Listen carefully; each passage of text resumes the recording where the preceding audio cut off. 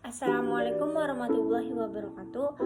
Perkenalkan, nama saya Friska Risma Pratiwi dari kelas akuntansi syariah 3C NIM 2008-20575. Di sini saya akan menjelaskan mengenai sumber hukum dan syariat Islam.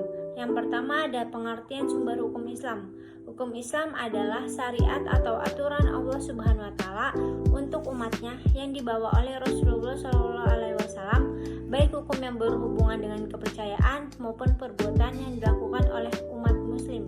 Selanjutnya ada sumber hukum Islam. Sumber hukum Islam yang pertama adalah Al-Quran, sebuah kitab suci umat muslim yang diturunkan kepada Nabi terakhir, yaitu Nabi Muhammad SAW melalui malaikat Jibril.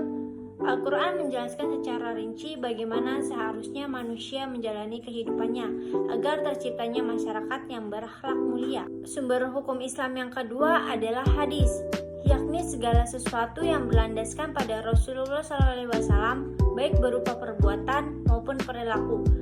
Kata hadis yang mengalami perluasan makna sehingga disinonimkan dengan kata sunnah. Sumber hukum Islam yang ketiga adalah ijma. Ijma adalah kesepakatan para ulama dalam menetapkan suatu hukum dalam agama berdasarkan Al-Quran dan hadis terhadap hal-hal yang belum ada hukumnya.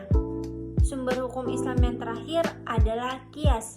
Qiyas berarti menjelaskan sesuatu yang tidak ada dalil nasnya dalam Al-Quran ataupun hadis dengan cara membandingkan sesuatu yang serupa dengan sesuatu yang hendak diketahui hukumnya tersebut. Selanjutnya ada macam-macam hukum Islam. Yang pertama ada wajib. Wajib adalah sesuatu perbuatan yang jika dikerjakan akan mendapatkan pahala dan jika ditinggalkan akan diberi siksa. Contoh, salat 5 waktu, memakai hijab bagi perempuan, puasa, melaksanakan ibadah haji bagi yang mampu, dan masih banyak lagi. Yang kedua ada sunnah. Sesuatu perbuatan yang dituntut agama untuk dikerjakan, tetapi tuntutannya tidak sampai wajib. Jika dikerjakan mendapat pahala, dan jika tidak dikerjakan tidak dapat siksa. Contoh, salat dikerjakan sebelum atau setelah sholat fardu, membaca sholawat Nabi dan bersedekah. Yang ketiga ada haram.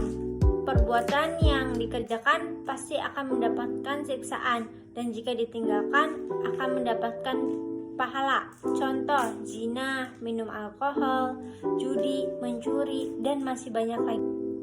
Selanjutnya ada makruh. Perbuatan yang dirasakan jika meninggalkannya itu lebih baik daripada mengerjakannya.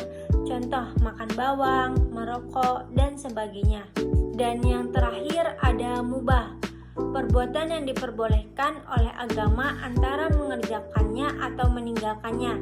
Contoh, olahraga, berbisnis, sarapan, dan sebagainya. Selanjutnya ada dasar-dasar ajaran Islam. Yang pertama ada akidah. Akidah merupakan pondasi dalam beragama yang menempati tempat yang paling utama dalam peta keagamaan. Pokok-pokok akidah terangkum dalam rukun iman. Yang kedua ada syariah, pengamalan ketetapan hukum. Syariah dalam pengertian etimologis adalah sumber kehidupan. Dalam agama Islam kata tersebut berarti jalan kehidupan yang benar menuju Tuhan atau jalan yang diperintahkan oleh Allah agar diikuti oleh orang mukmin. Yang terakhir ada akhlak, adalah sebuah sistem lengkap yang terdiri dari karakteristik akal atau tingkah laku yang membuat seseorang menjadi istimewa. Yang terakhir ada tujuan syariat Islam. Adapun tujuan syariat Islam secara umum adalah memelihara kemaslahatan umat. Kemaslahatan sendiri maksudnya adalah hal-hal yang sifatnya baik, berfaedah, berguna, dan sebagainya. Secara umum syariat Islam tujuannya adalah menjadikan hidup umat manusia diliputi kebaikan, tak sekedar di dunia melainkan juga di akhirat. Sekian dari saya. Mohon maaf jika ada kekurangan. Wassalamualaikum warahmatullahi wabarakatuh.